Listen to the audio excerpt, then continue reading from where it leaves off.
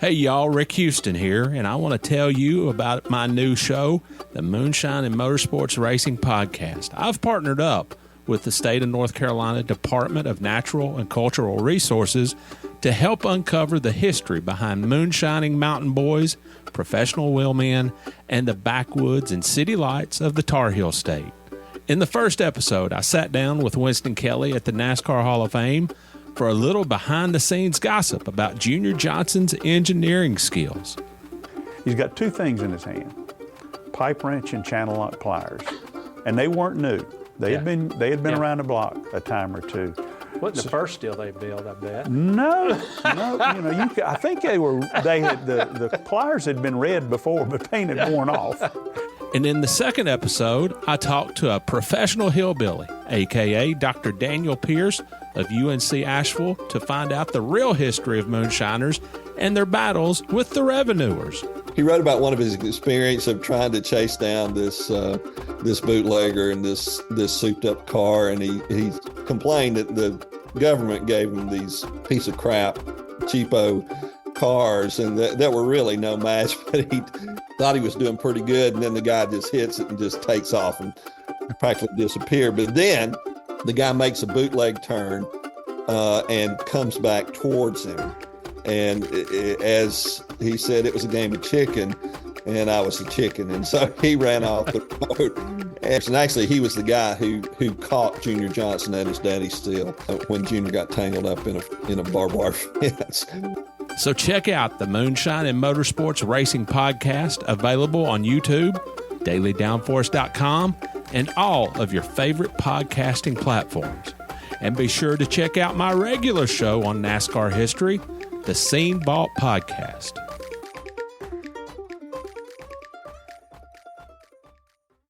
Eric Estep here. One of my favorite parts of being a NASCAR fan is collecting diecasts. It's how I got my start on YouTube, actually. To me, a room is not complete until it features shelves of NASCAR diecast cars. It's as good a time as ever to continue your collection or begin an all-new one by pre-ordering your favorite driver's 2022 next-gen diecast at lionelracing.com or at any authorized Lionel retailer. Lionel is the official diecast of NASCAR, and don't miss Lionel Racing's NASCAR Authentics diecasts at a Walmart or Target near you. Not only is Lionel the official diecast of NASCAR, but they're also official supporters of the Out of the Groove podcast network. So what are you waiting for? Head to lionelracing.com to order your favorite driver's 2022 diecast.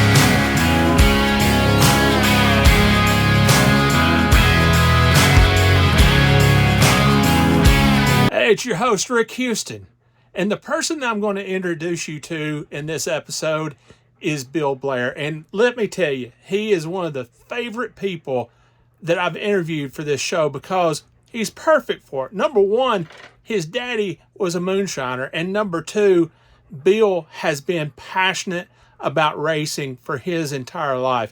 He is incredibly into the history of our sport. He is keeping it alive. And that's something that this podcast is all about. I hope you enjoy my conversation with Bill Blair. Well, Bill, first of all, I've got to tell you that your shop here is just absolutely beautiful. I mean, it's just, yeah, you've really done a good job honoring your dad and honoring the history of the sport. What was it that caused you to want to put this together? Well, it goes years back. When my dad started racing, I followed him around like a shadow. Wherever he went, I went. It was like, can I go? Can I go? Come on, let's go. And I went to a lot of races. Started back, my first race was 1940. I was 3 years old. They built a racetrack across the street from us. And we had an 800-acre dairy farm Clover Hill Farms there in High Point, northern High Point. Then it was not High Point, it was out of the city. Later on they annexed it. But anyway, my daddy, that's where he got the idea he wanted to race. Of course, he'd already been in the Hall of Moonshine, got caught one time. And so since that day, 1940, I was hooked on racing. And the third grade, I failed the third grade because of racing. All I could talk about was racing. And my school teacher, she come home with me one day and told my parents, Bill and Lucille. Now, the reason I call my daddy Bill and my mother Lucille was because all the people there every day call them Bill and Lucille, so it just inherent that I do the same, you know. Yeah. But anyway, my teacher, third grade teacher, told me, said, look, said, I can pass him, but he really needs to stay another year. Said, all he can talk about is racing. So they agreed to keep me back another year. But then 47, he built a racetrack, he and his brother. And my daddy had the money, and my uncle had Bob had the land. It's just perfect for a racetrack, red dirt and all, you know. They had their own spring for the water sources, you know. So they built a racetrack called Tri-City Speedway in 1947, and it opened up in June 47, right before Wilkesboro did later on that year.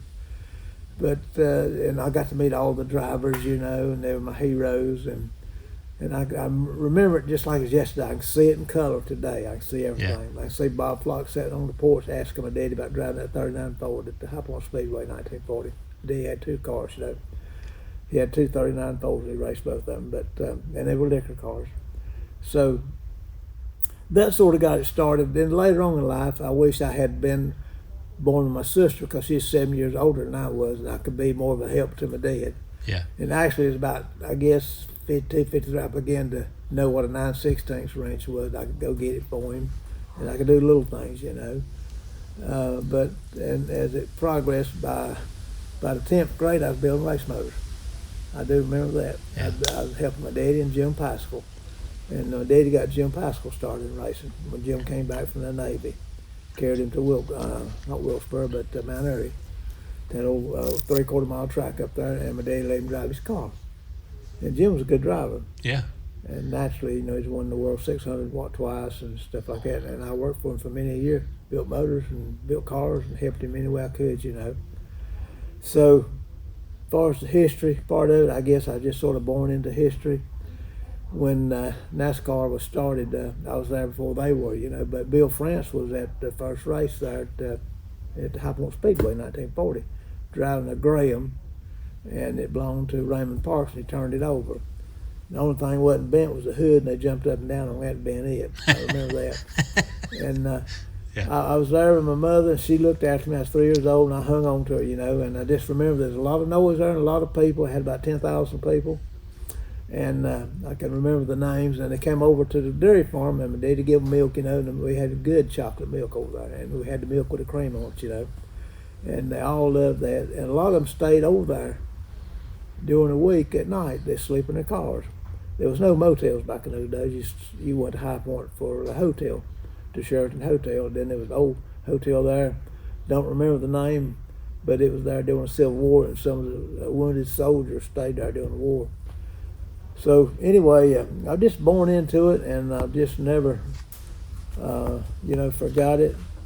Relentlessly, I try to preserve it as much as possible. And you mentioned Ronnie Thomas a while ago.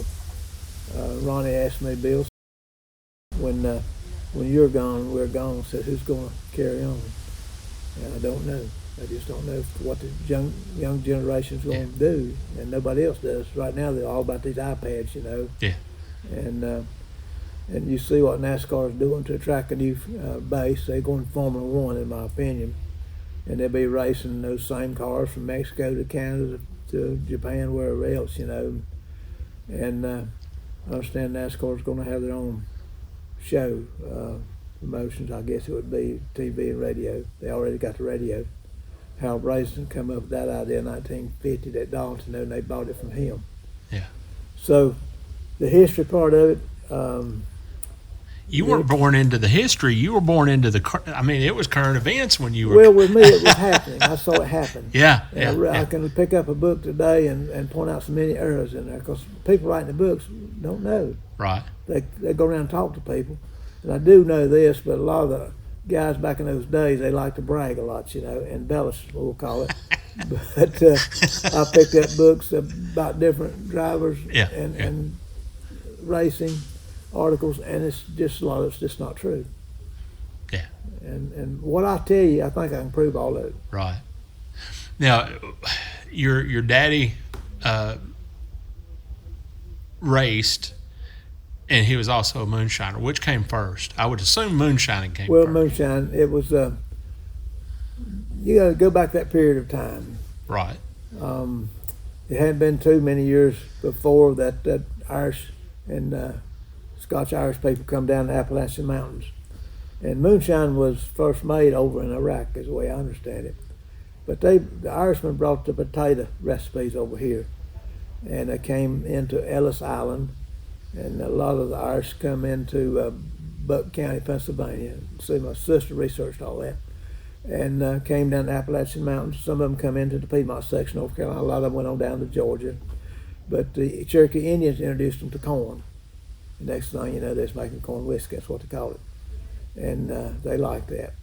And if you had a good recipe, and it was good liquor, they used that to barter with. I mean, really good white liquor like this right here. It is good. Yeah. I like it with pineapple juice, It just makes a good drink with a little bit of ice in it. But that was a substance or a moonshine that they could make a living with. And as a result, they helped a lot of people. They had the money. A lot of them didn't have a lot of money, but they had more than they had, There's a big difference between $100 and $10. So they helped the churches, they helped the schools, they helped a lot of people during hard times. The moonshiners did. And in regard to racing, if I go back to my daddy and use him as an example, he did it because of there was 7 boys on that farm and their daddy was a congressman here in North Carolina in the 1930s, and he stayed going all the time, basically politicking. And he started Elks Club in High Point, 2 churches. He's always busy, mingling with the people. Your daddy? No, my granddaddy. Granddaddy. That's John Branson Blair. Right. And so he left the boys back at the farm, and the oldest boy ran the farm. So my daddy, he's a restless young man, and he wanted things to do and go places, see things. He's always wanting to go. And next thing you know, he was into liquor. And where he got started, I can't really tell you, but I got an idea. But he got enough money up, he bought him a new Ford, a 32 Ford, and started going to Martinsville. He had met a guy named Sam Rice. Sam, as you know, was a bootlegger, moonshiner, and he had heavy equipment. He married a lady that had lost her husband, and she was widowed, and she had equipment to build highways with. So Sam took it and built the Martinsville Speedway, and that's how he got his third interest in that track up there. And so Sam, he had a liquor still, believe it or not, in a tractor trailer one time. He'd back up to the creek and make liquor, really. And so my daddy bought from him, and he also bought some from Clay Earls. Clay ran a place called The Spot. It was down at the bottom of the hill on 58 going out of Martinsville. And Sam had a place on top of the hill up there called the Martin Eat Club, him and his brother. And so I've been to both places, but when I was just a kid, 8, 9 years old, And I remember the murals on the wall and all the secret rooms, poker rooms they was gambling in. Yeah. And so he'd bring the liquor back home and stack it in it's sort of like a apartment and a garage behind the house he had rented. And before that, he was I was born in an old plantation home built in the late 1700s. You get a picture of that a little bit later, but that's where he started really there. But he started that 32 Ford, hauled liquor back to High Point, then established a liquor route, and had a lot of people buying from him. And like the people that ran the theaters in High Point, Hugh Abercrombie and his wife. And that's how I met all the cowboys. I'll tell you that in a little bit. But anyway, next thing you know, he heard about a race in Charlotte, North Carolina at the fairgrounds. So he went over there and I can't tell you what year it was. But see, racing just getting started. I think the first official race that I know of that was promoted as a race and paid a purse, and you paid to get in with the fairgrounds down in Spartanburg, South Carolina, 1939. And beyond that, they'd been doing it down at Daytona Beach. They started out at Daytona Beach running about like a road course at Ormond, run through the streets, back across the beach and back through town. I believe that was in 35, something like that. And Sam Rice, believe it or not, won down there. Yeah. And I believe it was, I believe he won a race down in 46. Sam Rice did. No, I believe it's in the 30s. He's an old timer, Always had a signature hat on, much like Raymond Parks. But that's how my daddy met him, through liquor. And Sam had been to Daytona Beach, and I feel sure he told my daddy about the racing. I think that's where he got started in racing, was through Sam Rice. Because later on, Sam let my daddy drive. He bought some cars for my daddy to race in the late 40s and early 50s. And that's where my daddy met Curtis. Got to know Curtis pretty good because Curtis had started at, I believe, Mount Airy. And he came to Bluefield, and I was there with my daddy, and my daddy won that race, and Curtis finished second. We went to Wistful, Virginia. My daddy won that race, and this was like 46 or 7. And Gil Warren was there, and I believe Curtis finished second, Gil was third, or vice versa. But my daddy won. I got a newspaper article about that. So this led to racing. Right. And now you go back and look at Curtis, same deal. You go back and look at the boys down in Dawsonville, Georgia, same deal. They started hauling moonshine before they started racing. And Tim Flock used to tell a story, and I believe it, that they used to argue about who had the fastest car. And so they picked them out of the field somewhere, and the farmer let them go around that field. Yeah. I think they took a road grader and made them a track, and Right. they got out there betting money who could win. And that's basically how it got started there. And if you look at the whole picture, racing really, as we know it, started down at Daytona Beach. And it come up, let's say, the interstate at 95 to 85. It came from Daytona, Jacksonville, on up to Greenville, Spartanburg, and to Charlotte, and then to here, then on up the road to Richmond. And France, if you go back and look where he lived, he come with it.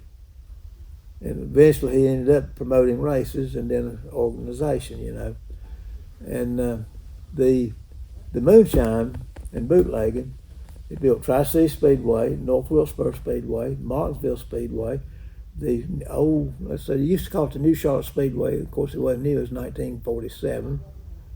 That's 5 right there. Yeah. And many, many more probably that it built. But without moonshine, where would it be, where would you be? So, I don't know, it's just, I can see it, saw it happen, and knew the players and got to meet a lot of people, and if I had it over again, it wouldn't change a thing. Wonderful people. At what point do you think that motorsports and racing started to get away from those moonshine roots? Late 80s, early 90s. That early? That late? I think so, yeah. Okay. So Well, you still had Buddy Ayrton. Yeah. He used to buy the petty cars, and he was still hauling liquor. Yeah. And that car would be up, one of his cars would be at Mount Airy, and Joey's going to bring it on the old truck they got from the petties in the trailer. But, and they used to talk about it. Of course, Junior was still with us back then, and every time they talked about Junior, he's a moonshiner. Reagan pardoned him, Right, yeah. But as far as hauling and putting money into it, like Sam Rice did, I would say that ended in the 50s. But as far as remembering, probably. Right. Okay. Yeah. That's what I'm getting at, if that answers your question. Now, tell me about the Moonshine and Racers reunion that you have coming up. That's September? September 14th. The deal there is that Occoneechee Speedway, opened 1948. I was at the first race down there. And I got a video of that race. And Wow. I think, I believe Fonnie might have won it, but there's 4 cars out in front of everybody else. Curtis, Fonnie, my daddy, and one more, and I believe it's another Joe Wolf car. But the rest of the field's way behind them. And the people sitting in the grandstand, you'd follow them around that racetrack watching them cars. There's 4 cars, and and each one of them swapped the lead. Looked like the Blue Angels in formation in the corners, They'd back them into the corners, meaning that the rear end would come around, and it gets so far around, if you did finally get back in the throttle, it was going back off the track, And so they'd light it back up, to start throwing dirt and come off that corner in the slides, and go up the straightaway, a long straightaway. It was a good race. And today, it still goes up them all and watch that. It's just fabulous, to watch something like that. The reunion that you have in Mount Airy coming up. Well, how did that get started? Well, to get back to that, Okanachi, it's still there. There's a group of guys down there got together and formed a historical group. I know some of them, Gerald Talbot, he's passed away, but there's about a half dozen or more of them that got together and cleaned that place up down there. And they went to the Jeanette family who owns it. They were out in New York, the property, and it's on historical rest of days, I think. And there's an old home there too. And it's right on that, I believe, called the Eno River. I believe it's spelled E-N-O. I believe is the name of it, but I'd say it looks real dark, Must be a chemical company up above it, but it's just black, And it eventually turned into a racetrack, but originally it was a horse track, half-mile horse track. And Bill France and somebody with him, might have been Enid Staley, I forget who it is, they were flying back from somewhere down east and come over, head toward Winston, and saw it. Later on, I went back to see who owned it and what it was, and bought the land and built a racetrack. They extended each end of it, and made it a 1 mile track. I think it's actually 9/10 of a mile, but they call it 1 mile. Yeah. In the first race there, the fields were still groomed. It had been a horse farm and a racetrack, and the stables were still there. That's up on the hill. It was just beautiful. But those guys got that going. They formed a historical group. Invited everybody in racing to come, Moonshine to come. Moonshiners didn't really go much back then to that event because it was mainly racing. So we did that. I went down, was a part of it, and I remember meeting Cotton Owens again. Hadn't seen him in years, and he came, brought one of his old race cars still up on his old drive-up truck he had. A great event, but it fell apart later on. There was I guess they sort of, they didn't get tired. They just started arguing amongst themselves, and it just disrupted so much they finally stopped. And then so after the last meeting, Karen Biscoe, Billy Biscoe, used to work for the Petties and Junior. He's a fabricator. He and his wife were parked next to us, and it was chilly, so rolled the window down. We was waiting to drive out of the parking place in the lot, and got to talking to her about what had happened. That was our last meeting. They got an argument, just shut her down. So at that time, I think a guy named, what was his name? But anyway, he teared up because that was the last meeting, and he was a former racer himself, drove number 69, so if he turned it over, it's still 69. I'll never forget that. Yeah. And Gene Hobby's his name. And we came, I asked her, I said, what do you think about, I know she was from Mount Airy, what do you think about Mount Airy? You think they would do something like this? She said she thought that they would, but her husband, Billy, he didn't think so. So anyway, I called and talked to Jerry Hatcher. He was a flagman for NASCAR, and his daddy used to race, Earl Hatcher, but he raced for my daddy back in the 40s. Good people.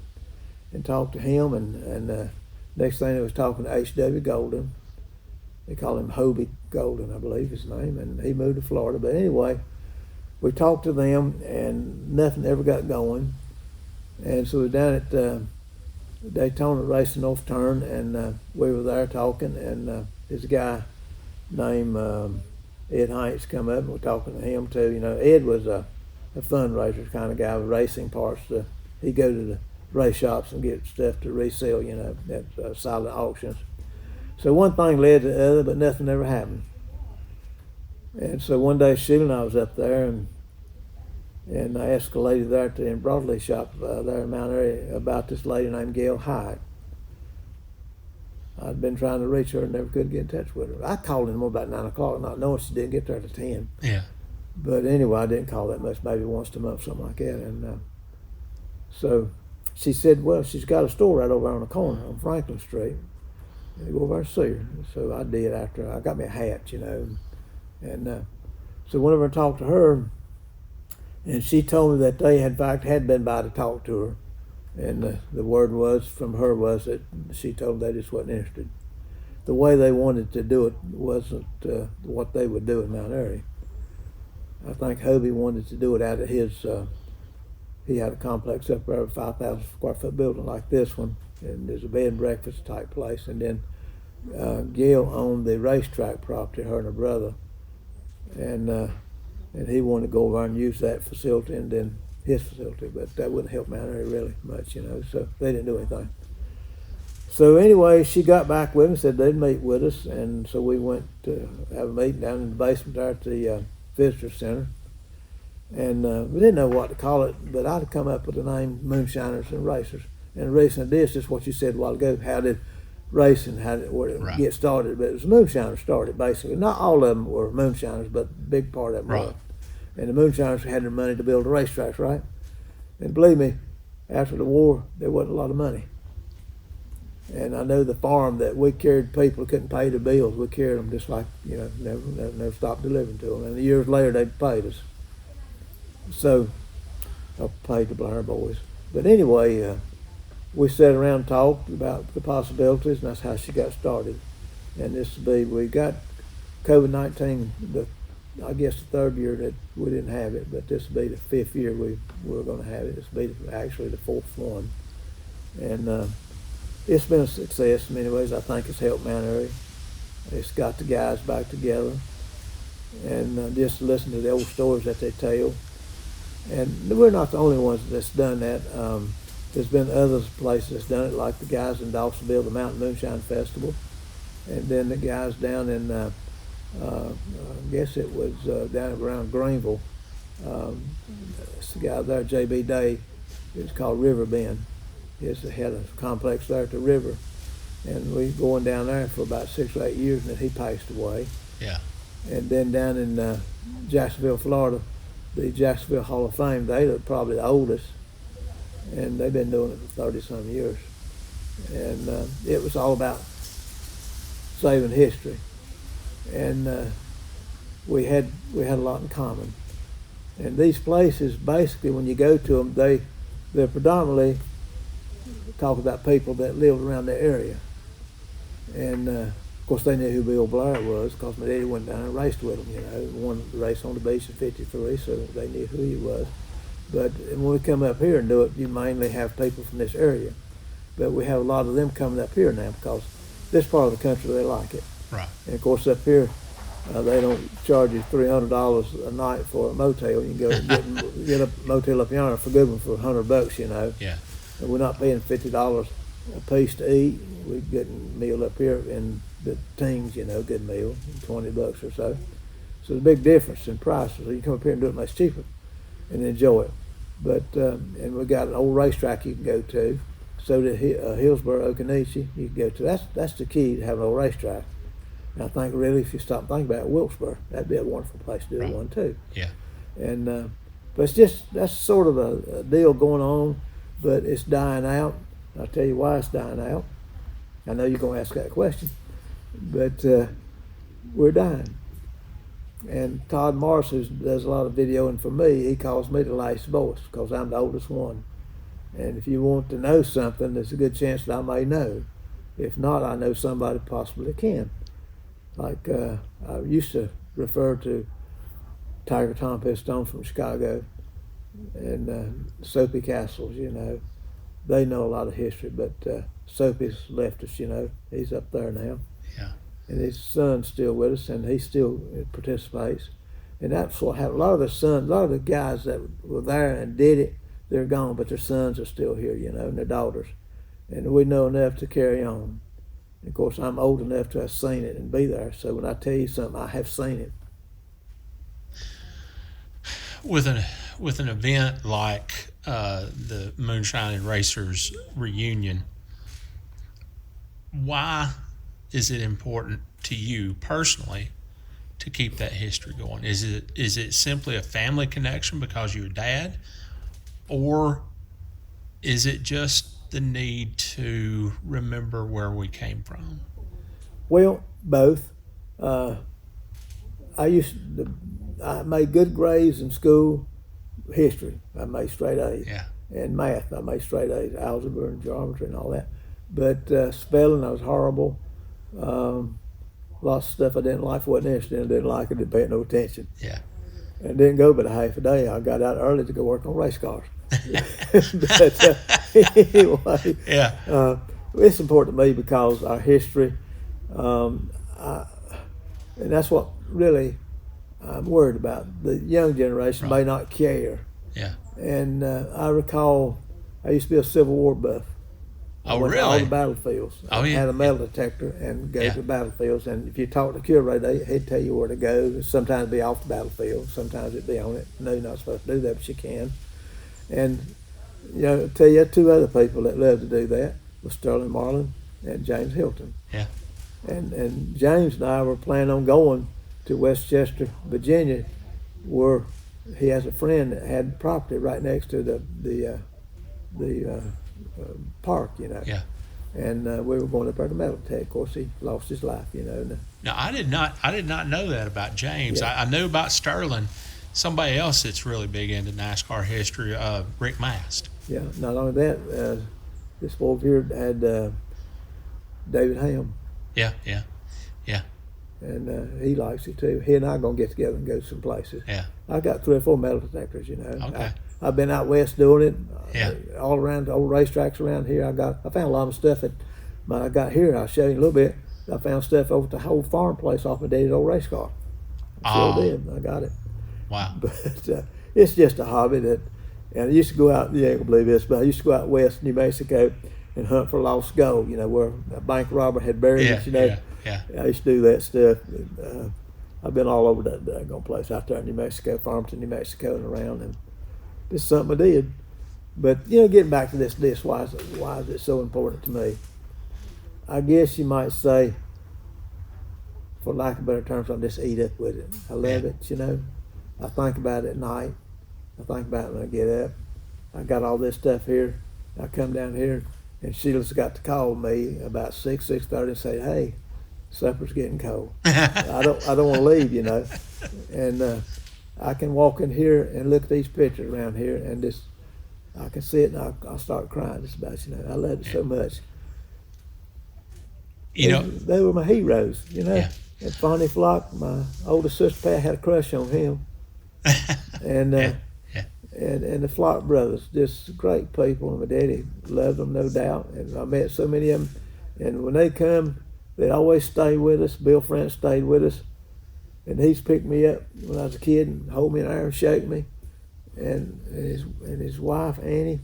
But I can go down the list here and take me 15, 20 minutes to tell you all the people that I met back in the 40s, and I never forgot them, them. And I know their sons that's still living, like Ed Samples and David Soulsby. I feel very much the same way because, I used to work for a news. I'm sure you know Winston Cup Scene. Sure. Used to work for them. I know Debbie Williams. And she's good too.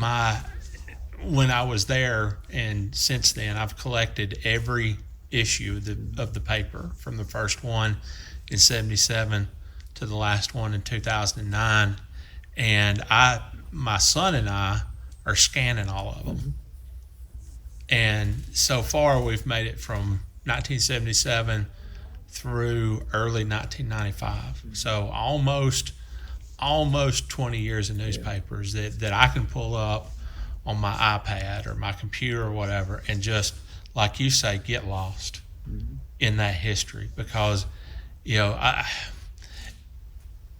I enjoy going back, and I remember, I enjoy remembering stories that I wrote, and I mean, there's not an issue that goes by that I didn't, have a story in that I don't even remember writing it. But yet there it is, and it's preserved now. So I know exactly where you're coming from. Now we're probably obviously from two different eras. You're from very early NASCAR. even pre-NASCAR. And, the heyday of scene was the 70s, 80s, and 90s. Well, very familiar with the Winston Cup scene. In fact, I subscribed to it. Yeah. Still got a few of them. Yeah. Gave some away. I had Deb Williams on a radio show here about a year or two ago. Yeah. Wonderful person. And then I knew Bob Hoffman and Benny Phillips very well. Oh, They yeah. had Sun Yeah. Motorsports, I believe. Yeah. Yeah. And I knew Chris Economack. And when I say I knew him, I met him one time, talked to him at the Right. racetrack. And he knew my daddy and was wanting information on him, but I never saw it published. But anyway, All right. yes. Well, And that was in the, like I said, 80s. See, I didn't get out of racing until about 82 or 3. And then I picked up drag racing. yeah. And then I got into vintage racing. That's what this modified Ford over here is about. And I've worked on everything. I had a Blair Automotive. We built race engines, and I've been involved in a lot of stuff. Except I've done everything, built engines for everything but airplane. For somebody who's interested, I mean, we could sit here and talk forever about history and everything, but for somebody who's interested in coming to the event on September the 14th, how can they get information about it? Call me. Call me. Call you, sorry. Right. I'll just tell you the truth. The people in Mount are good people, but they know nothing about racing. Yeah. And if it had been here today, sitting around, they'd had to listen because they got no Right. input. Yeah. Even though Gil Hines owns the old property there, and her brother Hull, Howard Hull, he knew a lot about early racing because Yeah. he saw it, as a kid, much like I did. But Is there a website or anything? yeah, they got a Facebook page. They don't have Okay. a website, but they got a Facebook page. What's the Facebook page? Moonshine Racers Union, Mount Airy. Moonshine? Moonshine Racers Union. Okay. All right. But it's just Sid and I more or less advise them. Yeah. And sometimes they go along with it, sometimes they don't. Right. They don't. For me, I just don't understand them. They don't understand me probably, but they don't talk the lingo like Yeah. we do. Yeah. You know. All right. Well, good deal. All right, so what did you think of the conversation with Bill? Let us know in the comments section below, and be sure to hit like, subscribe, and comment on this episode. Thanks a lot, and we'll talk to you soon.